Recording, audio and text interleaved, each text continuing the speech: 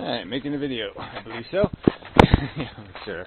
Yeah. It's happening. Alright, back to this nihilism thing a little bit. A lot of it, maybe. In the 2-year-old argument, and, the whole idea of just imagining people sort of being poofed out of existence in the future by changing somebody's reproductive habits today that you change tomorrow, the future changes. Little things that would have been just disappear. And is there any horror innately in that process of disappearing futures? It's again, the Tyrannosauruses are extinct. Is it a blight, a horror? Is the universe crying or weeping? Is there some intrinsic or fundamental negative to the fact that there are no more? They cease to be? No, there isn't. No, it's just a fundamentally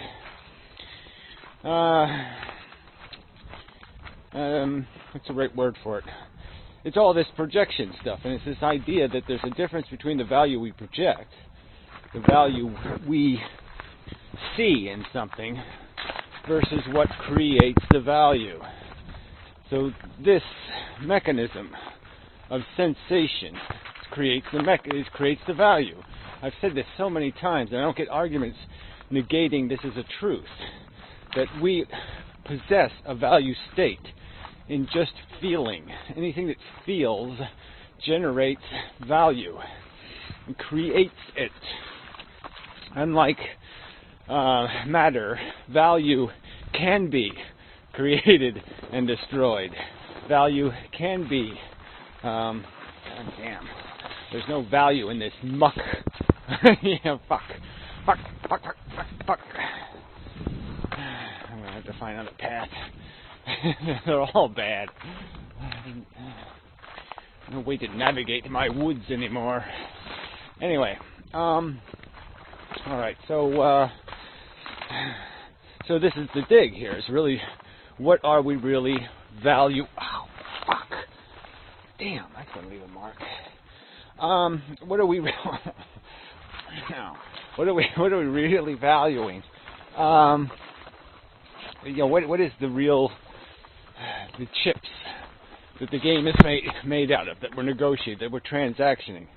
And that's where it does really get kind of, you have to think about this a little bit, right? Because there's how long you live, there's what you accomplish in your life, and that, not just in the subjective sense like I was a hero and I felt really good about myself, or the sense that you actually did something heroic, not just in name, but in actual deed. You actually did change the world from Pottersville to Bedford Falls. You actually did elevate the condition of the sentient beings around you. They were actually happier. They had little smiley faces rather than little frowny faces because you existed. And that is the value. The value is the smiley faces versus the frowny faces. Those are the chips. And you just kind of add it up and you get a total. But the bottom line is the smiley faces can only exist as smiley faces in that you take them away from being a frowny face. It's only through a conversion process that you create a smiley face.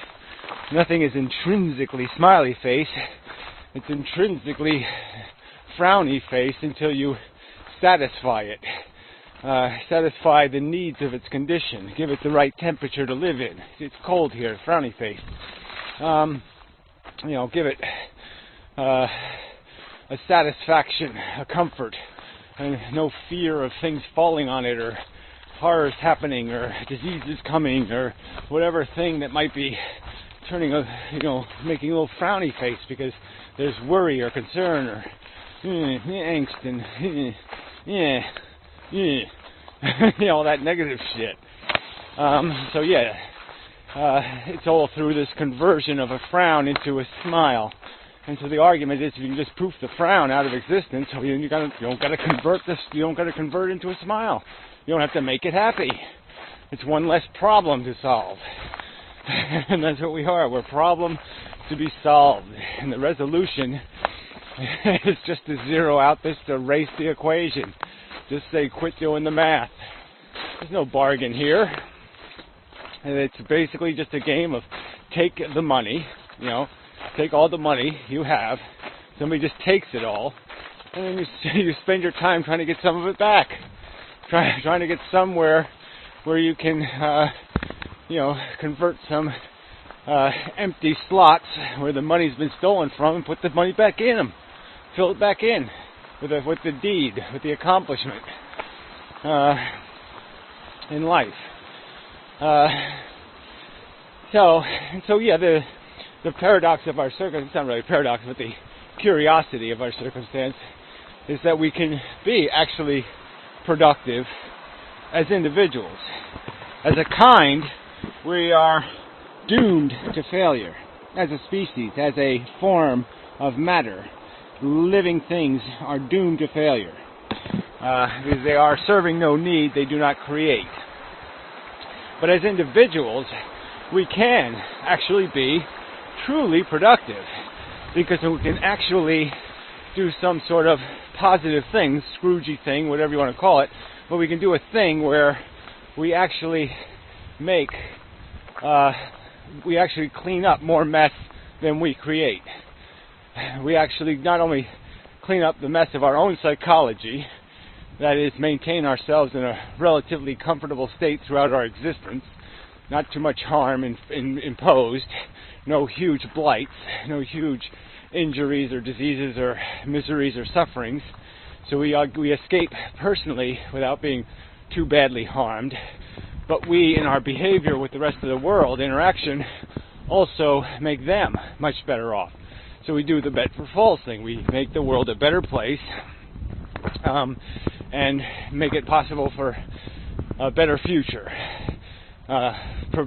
produce a better outcome because of our existence. So as individuals, we can be productive because there's so much mess being made. It's not just our mess, it's the world's mess. So there's lots of mess, extra mess, to clean up. Therefore, we can run a positive balance sheet. But as a species, it's impossible. The species, the existence of the all, is always going to be a negative number. It will always leave mess on the table. It'll always create more mess than it can ever resolve. So there will be horrible suffering that's uncompensated for. There will be negative states endured for no productive purpose.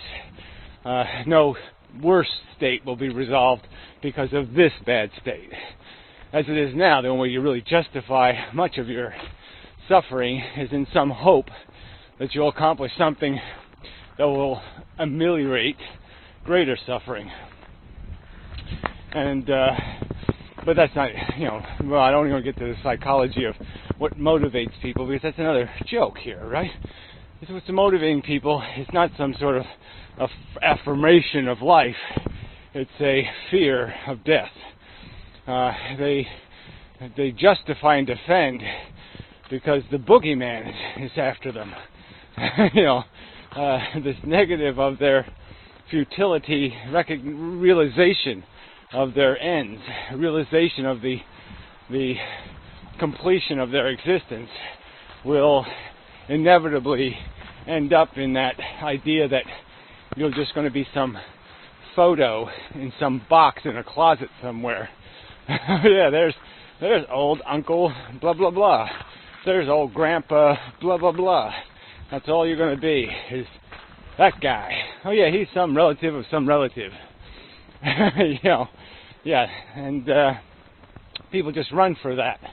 They're running from the fact that everything they were, and everything they made, and everything they is will be for nothing, in the sense that it has no future. The attachments, the strings of substance that they are pulling on to get through their life, they'll all be broken. And so people irrationally react to that realization with some affirmation of the game they're currently caught up in. Because to accept that reality is to diminish what they're doing. It's really hard to become really invested in something, to do, to sacrifice, to play hard, if you know the outcome of the game. If you knew ahead of time your team was going to lose, and lose badly, it'd be kind of hard to go out there and break a leg for the cause. You might say, why should I break my leg, in a losing effort, in a futile effort? So people don't want to do that. They don't want to devalue the gameplay, so they have to pretend that there's something other than fear motivating them. But there isn't. I really don't want to get into all the psychology bullshit, but it is all there is. People aren't arguing philosophy, they're arguing psychology. The psychology that has them believing their desire and horniness and value appreciation and artistic taste and subjective definition of aesthetically refined and all this crap is actually meaningful. And not realizing that the only thing meaningful is they're a little hungry, horny beastie like any other Tyrannosaurus, and their existence is just as meaningless in universal terms as a Tyrannosaurus. They can disappear as a blip, without even a sound. In space, there is no sound, and there'll be no sound, just a blip. The screen just goes off, and a little dot left in the middle there, and it just fades away. But there's no realistic perspective here, and there's no realistic appreciation for the cost of the futility and the waste of it. Tyrannosauruses don't exist, and theoretically, rationally, you could argue, it would have been better if they never existed. All that harm, all the carnage, all the blood, the guts, all the energy wasted in just war. It was just warfare. I guess that's part of this. It's like those people who that glorify war. The Stoics and their,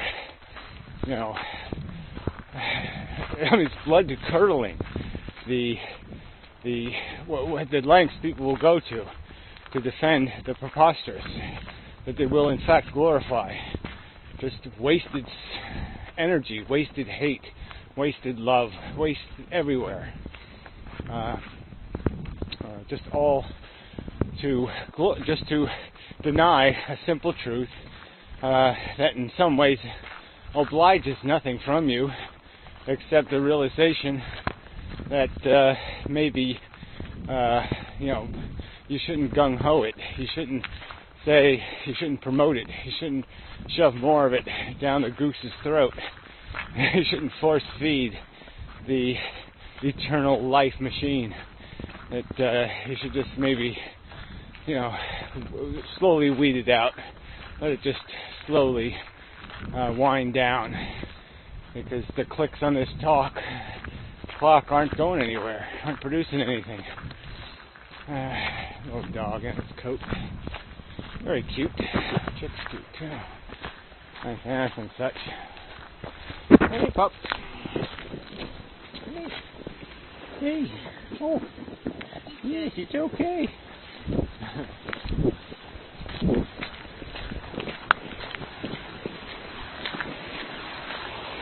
Halfway there, huh?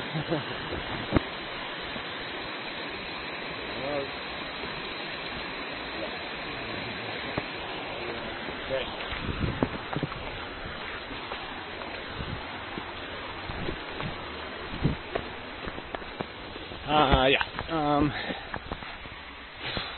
This really wasn't it. Anyway, the point of this idea that there's nothing that matters, it's just so stupid.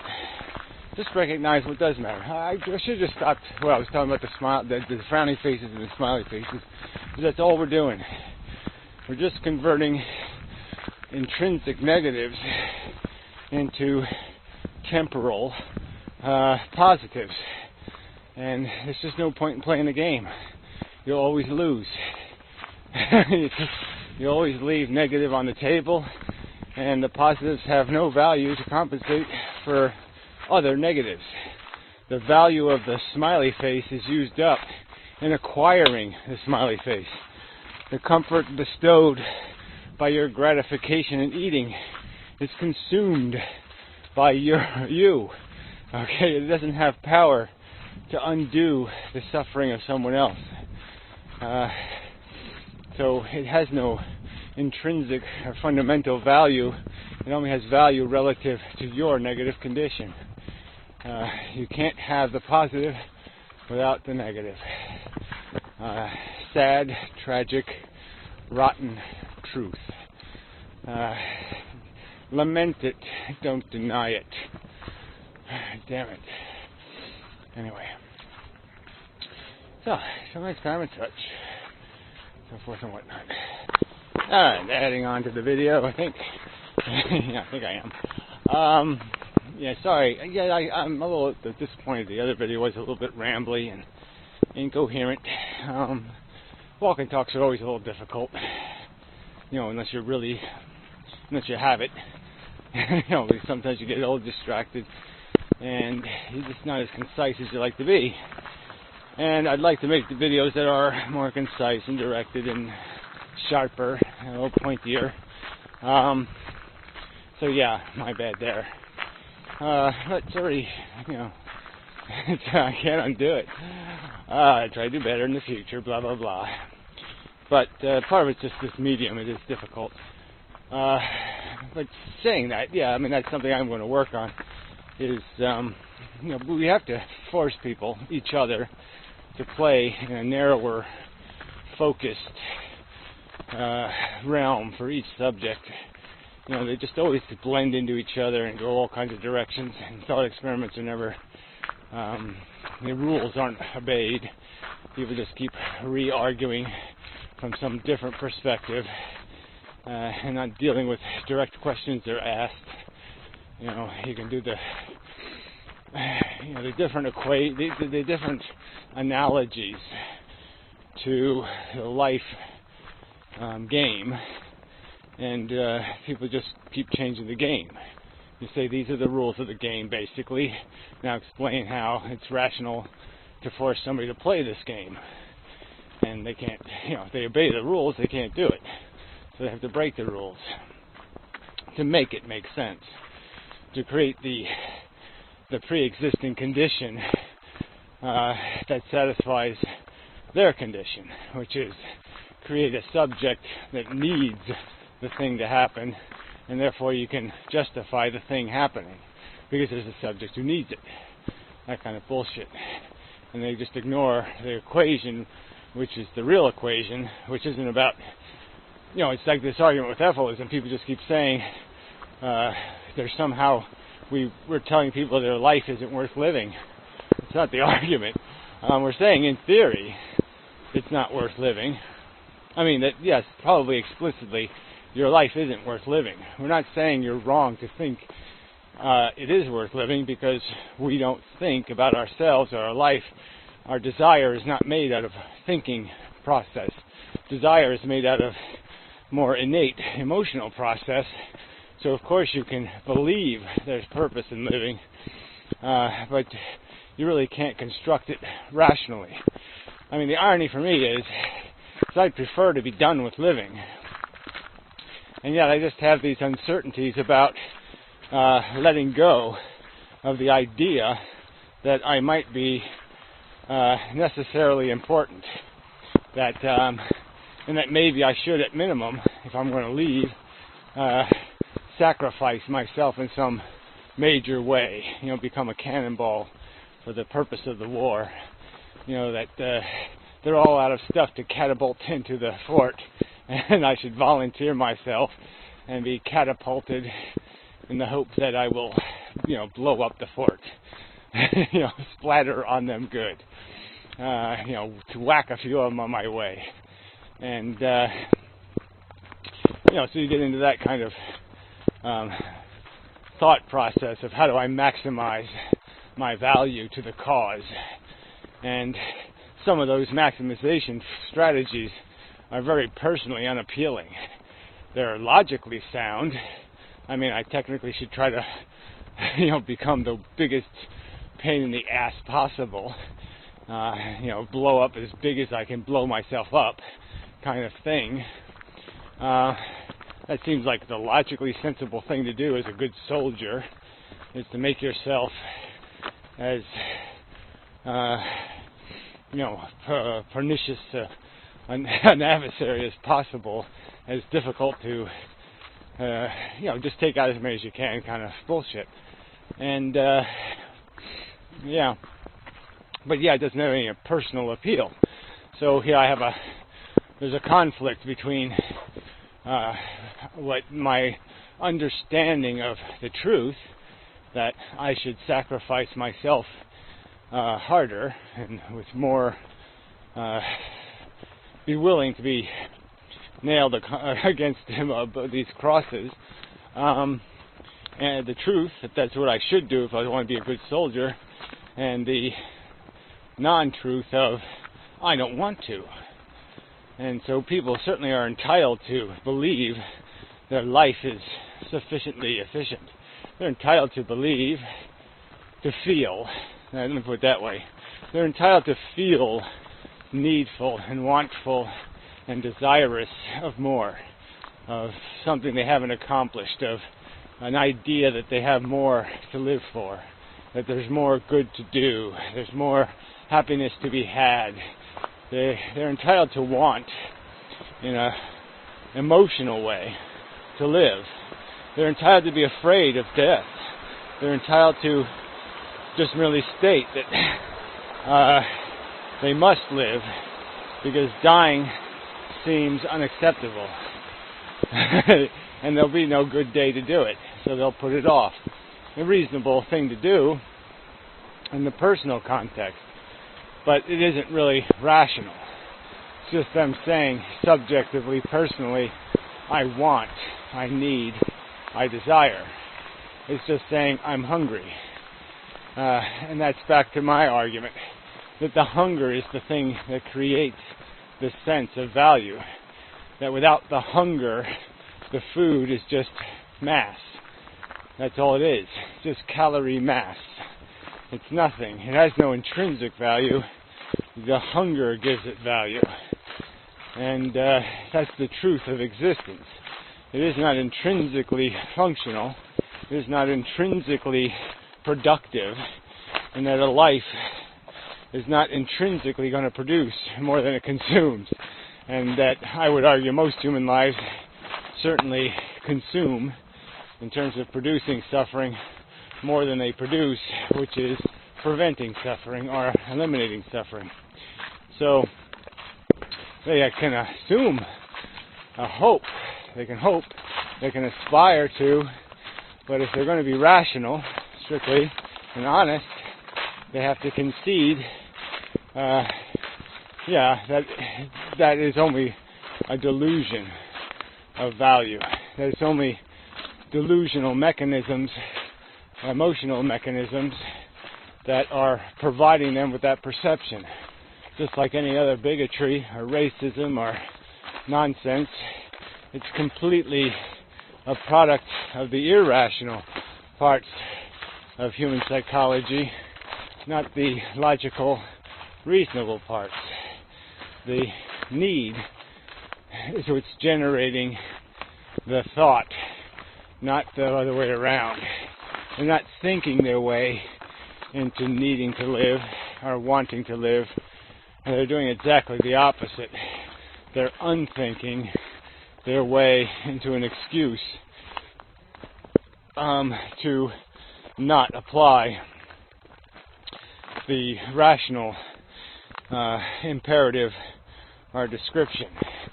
They don't like the rational description of what's taking place, that they're just addicted and they're just chasing because they're designed to chase, not because chasing is a good idea. So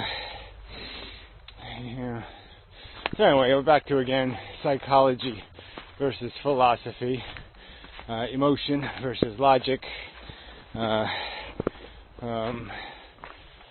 rational versus irrational, sensible, no, it's already a used word, But that's really the argument, is what's the foundation for this math we do? What qualifies as a number? What qualifies as a exponent? Whatever. An expression? No. An integer? No. What qualifies as a element of the equation? What is legitimate values? What are legitimate elements that can be placed in these equations? And I would argue that mush like love and silly other kinds of silly talk about ambition, actualization, accomplishment are all meaningless as real integers, real things that can be really calculated in the math. There's just no place for them. They are projections, they're not realities. And the reality is that we are just creating need. We're not resolving need. We do resolve need, but it's not our function. Our primary function is to make a mess. Our secondary function is cleaning the mess. And we're doing the primary one more than we're doing the secondary one. And so we're automatically going to fail. We can't, there's no other choice, really. It's just the mechanism. The mechanism provides no other choice. You have to make a problem before you can resolve a problem. It's just the truth of it. And so our problem-resolving nature, at least the nature of our primary function of sense and then act, is it just can't. There is no problem in nature itself that needs our resolution. We, by being sentient existence, creates all of the problems. And the easiest way to resolve all of the problems is not to create them. It's just that simple. And you lose nothing. There's nothing to lose. You lose the opportunity to lose. That's the really cool thing. Wow, what a horrible thing. Losing. No, that's a good thing. But there is no gain. There's just compensating against losses, reducing the impact, reducing the degree of loss. Yeah, just no way to win. Got to have the negative. The negative creates the opportunity for positive, and therefore you can never even actualize the zero sum. You're inevitably stuck with some less than zero net outcome as a whole, as a net function, as an overall function. Yeah.